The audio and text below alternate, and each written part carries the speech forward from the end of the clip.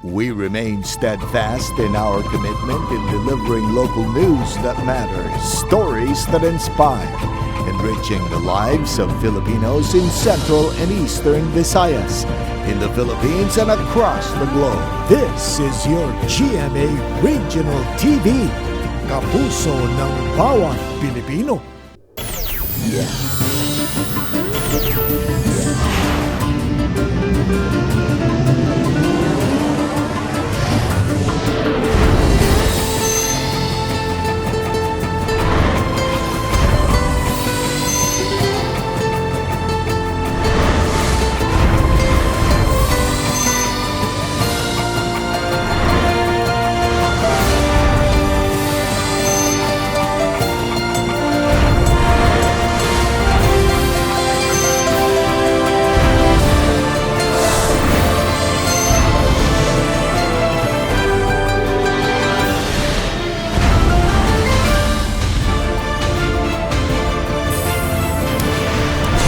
Kini ang GMA Regional TV Balitang Bisdak.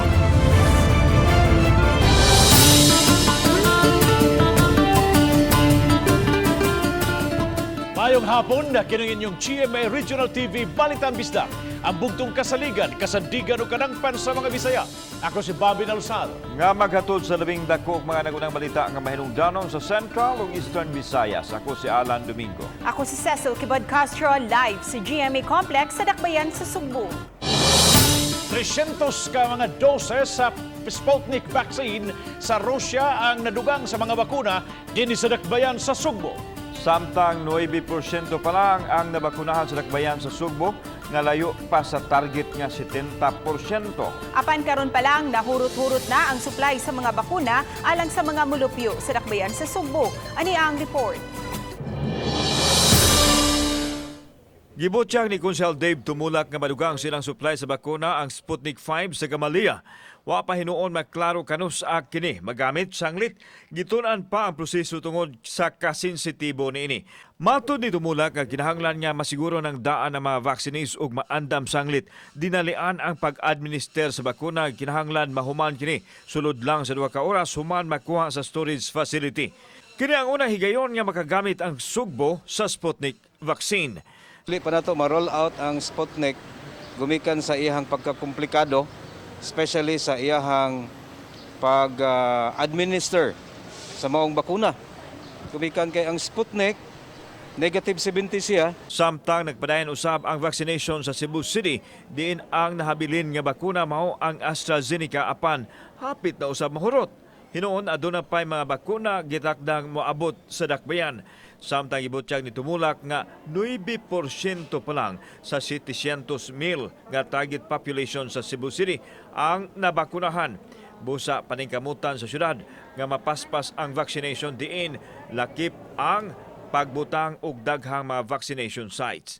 Kining duha ka mga malls ato nang nakasabot muning mga bag-o nga mga malls diha sa atong Dancolon nga mo sa ni sila makakater pod sa ato ang mga empleyado nga nabilong sa A4. So nagpaabot na lang ta sa augmentation support, additional support gikan sa Department of Health. Kauban si Cleofer Lumayag, ako si Alan Domingo. Balitang Bisdak.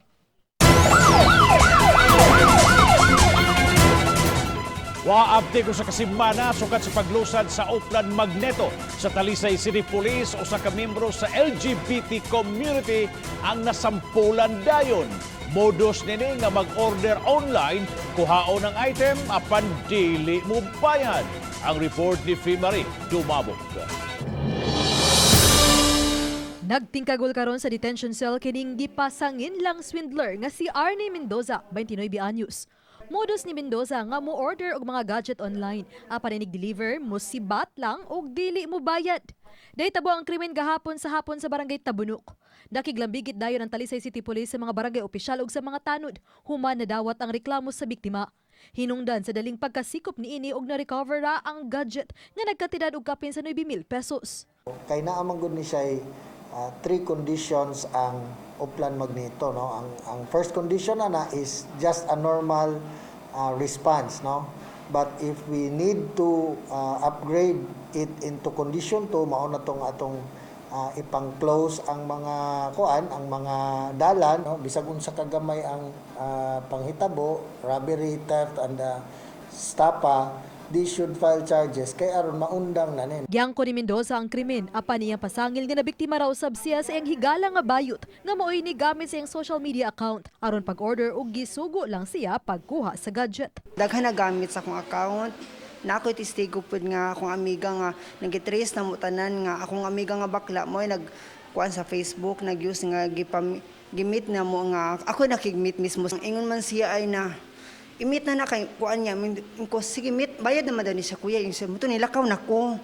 Mato ni Lieutenant Colonel Gerard A. Spilare, Talisay City Police Chief, nga dili man kini high profile nga kaso. Apan pagpakita kini nga kun magtinabangay lang dali irang masulbad ang krimen. Uban ni June Sulon. Ako si Famary Dumabok. Balitang Bisdak. Nahuman na sa kabuang nga amnesty program nga gihatag sa Mandaue City Government aron mag-claim sa mga tag-iya ang ilang dugay ng na-impound nga mga sakyanan apan hangtod sa pagtapos nini minus pagyod ang niasikaso ug nakabayad. Ang report ni Nico Serino. Kagahapon Hunyo 3 napupos ang usa ka buwan nga amnesty program nga gihatag sa city government. Mihatag unta sila og discount sa storage fees sa mga sakyanan nga na-impound gikan 2015 hangtod sa tuig 2020. Apan tulo lang ka mga sakyanan ang na-claim human mabayri ang pending nga penalty. Usa ka motorsiklo, usa ka four-wheel vehicle ug trailer lang ang na-claim sa mga tag-iya. Daghan kuno ang nagpakwenta sa bayronon apan wala mo asikaso niini. Kagahapon may nagpa-assess sa pipila ka mga tricycle nga na-impound ug nagpaabot ang team kung mubayad ba sila karong adlaw aron makuha kini. Pautang og motor nga sayon kayo barato. Ilan lang gihunaw na nga imbis ilang i-claim, ilang bayaran ang storage fee niya ang pang-impounding fee, ilan na lang i-down. Wala na extension nga ihatag ang syudad sa mga wala makakuha sa ilang mga sakyanan. Hibong bitaw ko nganong dako naman kay na nga incentives atong gihatag unta ba sa atong mga kaigsunan nga ma-redeem nila ang ilang mga sakyanan. Wa man gihapon nila kuha, ma-waive nila ang ilang rights kay kuan wa naman nila kuha ang ilang sakyanan. And then wa man sad ta magkuwang sa atong pagpahibaw. Sunod nga laka nga himuon ang pagpa-dispose o pag-donate sa mga unclaimed vehicles. Muagi pa hinuon kini sa konseho. Kadaghanan nining mga sakyanan sa maning mga motorsiklo nga taod-taod na gyud nga na-impound ang halos di na magamit og di na mo start ang makina. Apan ipasusi gihapon kini sa taga-team sa ilang mga mekaniko pagtino kun asa niini ang mamahimo pang kapahimuslan magamit sab kun ugaling idonar sa kabarangayan. Sa pagsuta sa taga-team, moabot sa 20 ka tricycle ang mo-function ug 22 ka mga motorsiklo sa kapin libo tanan ka mga units nga na-impound. Ang uban na napagi mapili na to pero kinahanglan og mekaniko. Kay dugay-dugay naman sad. Si Konsehal Jimmy nag-order na namo nga i-separate ang katong mga motor nga i-donate, ang mga tricycle nga i-donate ug ang mga four wheels. Uban ni Godfrey Relien, Nico Sereno, Balitang Bisdak. Hayan sa Hunyo 6, subli nang mabalik ang mga international flights sa Mactan Cebu International Airport. Apan, ipatuman pa bakaha gihapon ang One Cebu Island Protocol o tumanon ang protocol sa IATF. Atong sayran sa report Tiluan Mayrundina. Hangtod karon wala pay nadawat nga mando gikan sa Malacañang nga maglugway sa pagpatugpa sa mga international flights ngadto sa Ninoy Aquino International Airport. Alas 11:59 sa gabi sa Hunyo 5, mapupos na ang memorandum ni Executive Secretary Salvador Medialdea sa pagpatugpa sa mga international flights sa kauluhan. So far wala man ta ka-receive nga na any hint nga extend siya unless na nga kung ma-surprise ta but wala man, we already talked to the airlines, to GMCEC. We are preparing na for the resumption. So karong June 6, natay duha ka flights nga moabot that is Scoot Airlines from Singapore ug ang Qatar. Sa pagbalik sa mga international flights, napanglantawan nga subli na usab nga musaka ang gidaghanon sa mga domestic flights tungod kay 80% sa mga pasahero sa mga international flights nga mutugpa sa Mactan Cebu International Airport mga mulupyo man sa mga silingang lalawigan. Giangkon sa kadagkuan sa Mactan Cebu International Airport nga naapektuhan gayud ang domestic flights. Gani sulod lang sa usa ka semana nga gipatuman ang diversion of flights, mikunhod og 30% ang domestic flights. Sa gihapon, ipatuman ang 300 per day nga capacity sa mga pasahero nga mutugpa sa Mactan Cebu International Airport nga moy gitugot sa Civil Aeronautics Board. Sa duha ka mga flights nga gikatakdang moabot karong Sabado, adunay 120 ka mga pasahero niini nga gikan sa Singapore, samtang 180 ang gikan sa Doha, Qatar. Apan ipatuman bakaha ang One Cebu Island Protocol o ang protocol sa IATF sa pagbalik na unya sa mga international flights sa Mactan Cebu International Airport karong Sabado. Sa first day, ma'am, akong gikuan sa DOH, i-swab lang gyapon, ma'am, motoy plano. And then orientation, and then they will be sent to the hotels. Mo man among gi-assure sa Manila sa DOTR nga while the passengers are in the airports, we will implement the minimum protocols as required by IATF. Once mo outside na sila sa airport, ang Department of Tourism, ang Bureau of Quarantine, ang OWA, DOH, sila na ang mag-control ana. Uban ni Marlon Malgazo, Luan Narondina, Balitang Bisdak. Sa silingang lalawigan sa Negros Oriental, gireklamo sa pipila ka mga lumurpyo sa barangay Pakuan sa lungsod sa La Libertad ang hingpit kapag patuman o pagsulob o face mask. Usa sa ilang gireklamo kay bisan og magkaon mag-face mask gihapon og dili gyud pagtarong o gasulob nini. Apan gipanghibaka kini ni Kapitan Thelma Babylonia kay alang kaniya dili makatawhanon ang pagpamulta sa mga tao nga magkaon nga wa magsulob og face mask. Giangkon hinuon sa kapitan nga higpit ang ilang pagpatuman sa mga health protocols subay sa kamanduan sa mayor sa La Libertad sa barangay Pakuan maoy na dugangan og mga tao ni atong adlaw Sabado og Domingo nga nabantayan sa barangay kapitan nga daghang mga tao mo bisita sa dapit nga dili gani magsulob og face mask.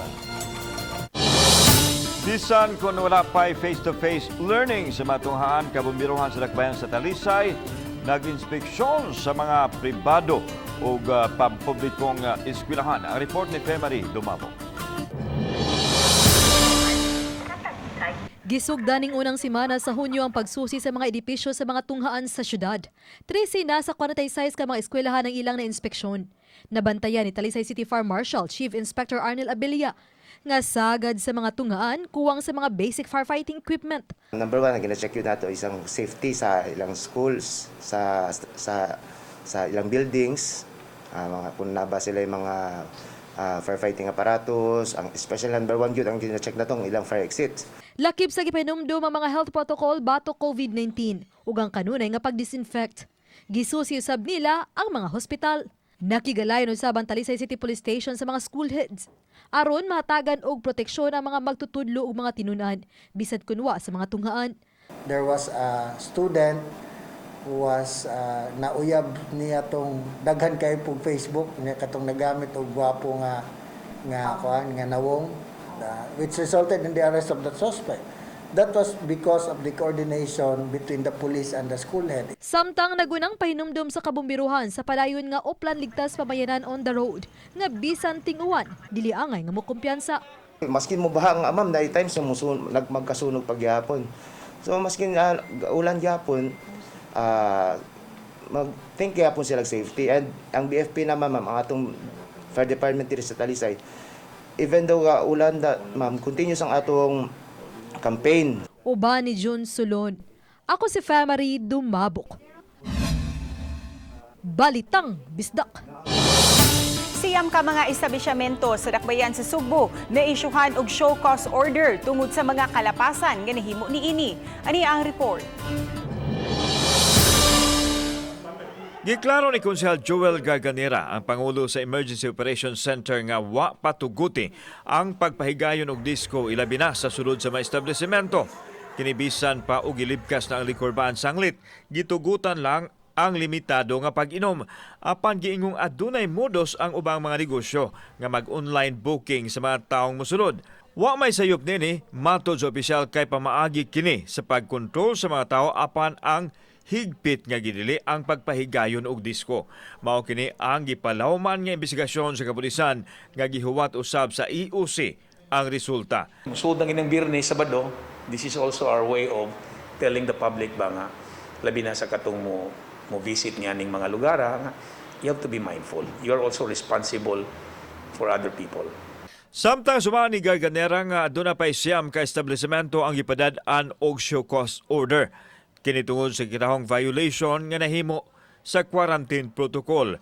Giyawhang sa opisyal nga mosunod lang unta sa mga palisiya aron mapadayon ang pag-ubos sa kaso sa COVID sa syudad. Our appeal dito sa mga bar owners, resto bar, you have to police your own ranks. No? You have to be responsible and accountable sa imong mga customers as well as sa imong mga personnel. Kauban si Cleofer Lumayag. Ako si Alan Domingo. Balitang Bisdak.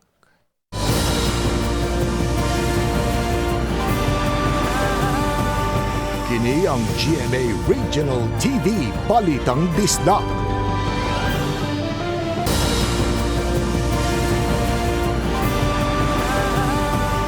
Kini ang GMA Regional TV Balitang Bisdak.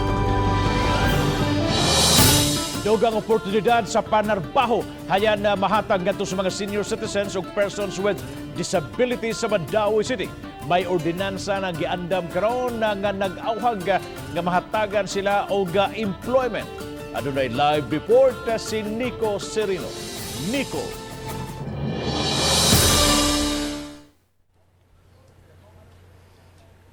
Yes, Bob, kay doon na pa makunin mga senior citizens nga di gusto nga magpundo sa balay o gusto nga mabisi kapunay mga gitinguha sa Mandawi City nga mahatagan sila og kahigayunan sa panarbaho.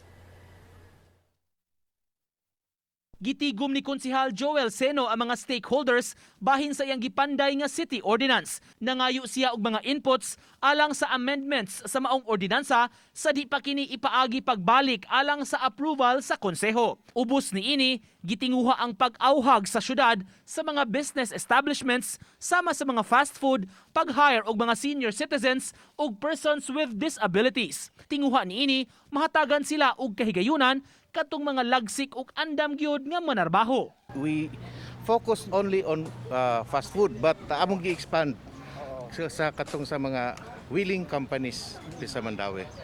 So basically gi-embrace og maayo sa sector nga they welcome it. Awhag hinuon sa syudad kadto nga mga trabaho nga dili delikado alang sa ilang sektor ang buksan. Ubos ning maong ordinansa, muhatag ang dakbayan og tax incentives sa mga kompanya nga mutuman niini ug muhire sa mga senior citizens ug PWD.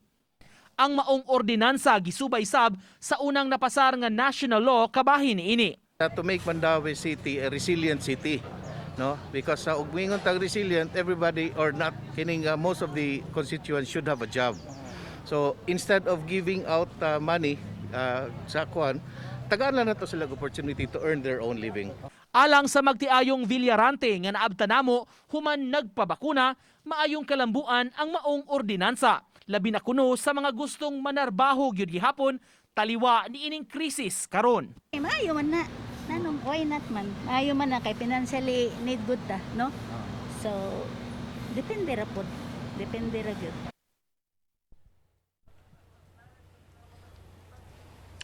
Kabahin ni maong ordinansa Bob kung mapasarman ang pag-umol sa ka-technical working group sa lain-lain nga mga departamento sa City Hall aron mo ay mupanday sab sa IRR o implementing rules and regulations mga lagda nga tumanon sa mga kompanya o sa mga senior citizens o PWDs mismo. Bob?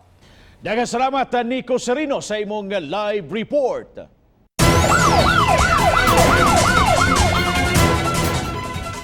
Patayng lawas sa usa ka experienced diver na palga nga nag-utaw-utaw sa kadagatan sa barangay Baring, Ulango Island. Si Luan Merondina sa report. Duha ka mga mananagat sa barangay Baring, Ulango Island ang nakamatikod sa pateng lawas sa usa ka tawo nga nag-utaw-utaw na nga naka-diving gear pasado alauna kagahapon sa hapon. Giila ang namatay nga si Alfonieto Ibanez Umpad, 51 anyos, taga barangay Santa Rosa, Ulango Island. Si Alfonieto kinsagi katawong usa ka experienced diver na mana og mga isda niadtong higayuna nga naka-diving gear uban ang laing pang duha ka mga diver kagahapon sa buntag. Gikahibong na lang sa iyang mga kaubang diver nganong kalit lang nga nahanaw si Alfonieto. Silon sa iyang kumuluway, mamugyang bata, wala raman ma'am, pero wakatong panahon na kuno, wala daw kuno mamahaw. Wala mamahaw ba? O katong time. Pero wala raman daw kuno, sige na mo kung karaan man to nga divers. Wala usab hinuoy nakitang mga samad sa iyang lawas. Apan aron masuta gayud ang hinungdan sa iyang kamatayon, gipa-autopsy ang patayng lawas ni ini. Dito sa patayng lawas, ma'am, naray dugo nga ni gawas diri siyang may mata. Ay mata niya, diri may iyang may ulo dapit. Oo. Matong amog yung dita. Encourage ang pamilya na autopsy. Sa pagkakutlo ning balita, wala pa makuhaay og habig ang mga kabanay sa nakalas nga diver. Uban ni Marlon Melgazo, Luan Merondina, Balitang Bisdak. Patayng lawas sa usa ka bata na bangalan na lang nga nagutaw-utaw sa kadagatan sa lungsod sa Kalubian sa Leyte. Giila sa Kalubian Police Station ang biktima nga si Brando Salino, 7 anyos. Namising ang moong bata sukad pa sa miaging Martes o gituhuan nga naanod sa kusog nga bulog sa sapa sa barangay Padoga atol sa pagkusukuso sa Bagyong Dante. Samtang adunay laing bata nga patay na usab nga nakit-ang naglutaw-lutaw sa kadagatan sa Almagro, Samar. Gituhuang kini ang na-missing nga 2 anyos nga manghud ni Brando. Matud sa kapulisan nga nagpuyo ang mga biktima diha dapit sa sapa.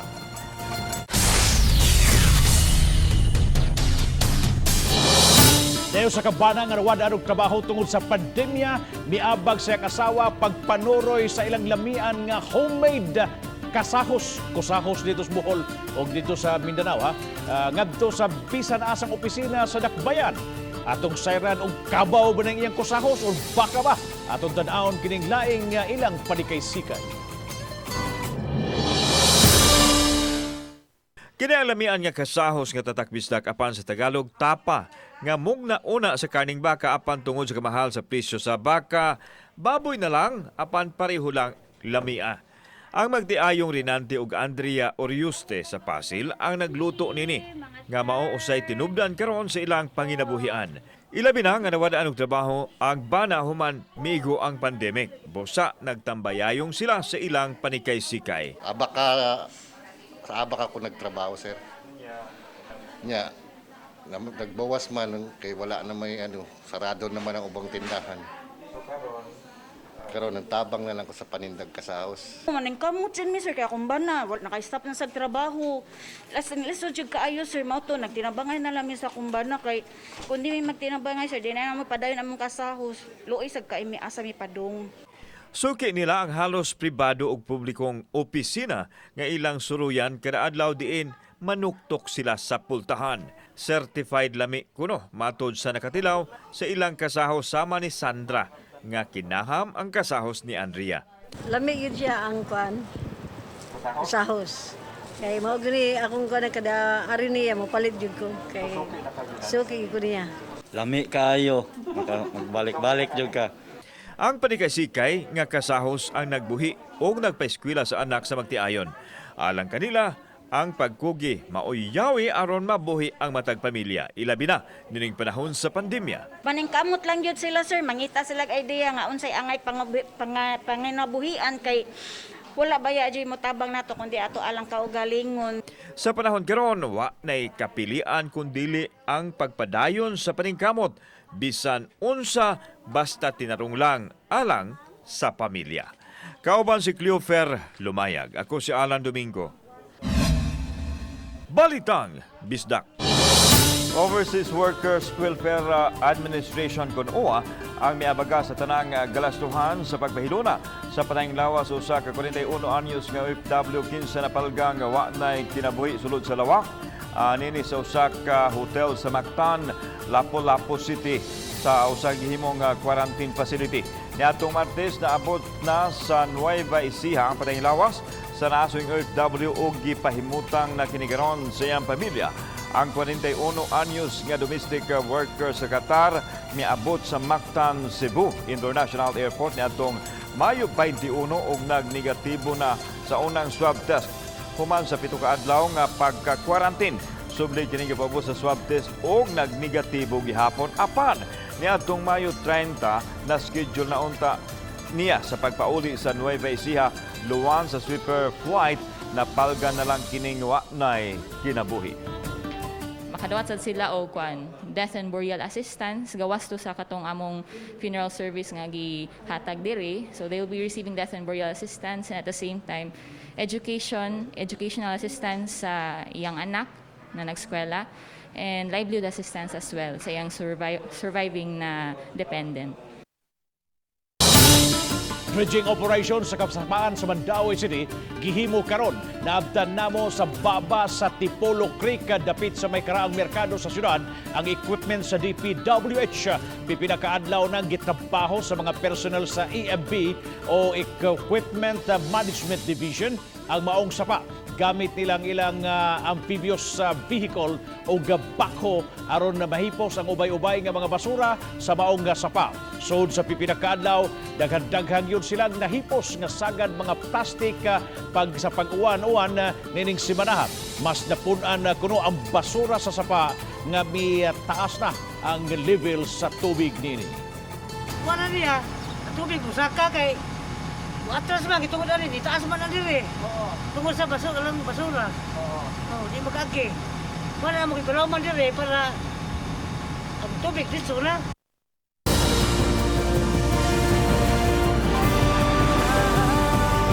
Kini ang GMA Regional TV Balitang Bisdak.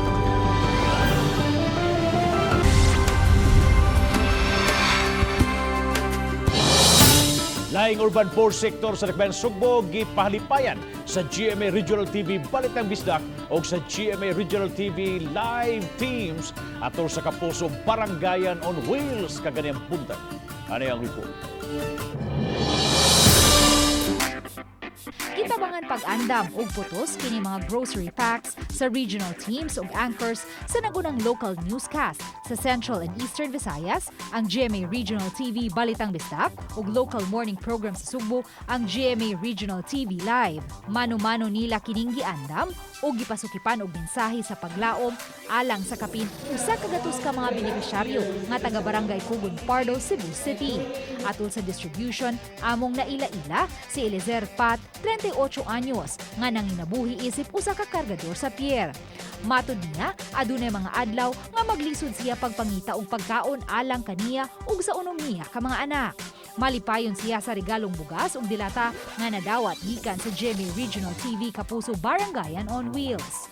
Dako kay kong kalipay, dako kay katabang nako anang gihatag sa GMA Channel 7. Pasalamat jud dako kaayo nga natagaan usa ko sa natagaan og hinabang kay og sa tinuod na lang sa kagakaron wala di koy bugas. Daghang salamat GMA Regional TV. Isip amahan sa barangay, mapasalamaton si Kapitan Harry Iran sa pagbisita sa Kapuso Network. Dako na kong kalipay isip amahan sa Barangay Kugon Pardo for having this program. Once again, we've been partners sa tanan ninyong mga kalihukan sa public service o community outreach program. Dako yun akong kalipay in behalf sa akong katawan sa barangay. Ang distribution team, kauban ng mga private partners ug sponsors, may siguro nga ang tanang nalambigit sa kalihukan nagsunod sa minimum health and safety protocols sama sa pagsulog og PPEs, face masks ug face shields, lakip na ang pag-disinfect sa venue. Uban ni Philip Patricio, Luan Narondina, Balitang Bisdak. Kanya itong weather update karong adlaw nga Biyernes, June 4, 2021. Padayon na itong pag-monitor sa tropical storm nga si Dante. Ug kaganhinang alas 4 sa kadlawon nahimutang ang sentro ni Ini sa gilayong 285 kilometers northwest sa Lawag, Ilocos Norte or 325 kilometers west sa Calayan, Cagayan. Coordinates 19.7 degrees north, 118.4 degrees east. Ang maong bagyo adunay dalang hangin do sa sentro nga 65 kilometers per hour ug pag-unos nga moabot sa 85 kilometers per hour. Nagairog kini pa northwest sa gipaspason na 20 kilometers per hour. Naa kini gawas sa Philippine Area of Responsibility ug wala kini direktang epekto sa bisan asang bahin sa Kabisayan. Sa laing bahin adunay low pressure area nga ato ang gimonitor karon sulod sa Philippine Area of Responsibility.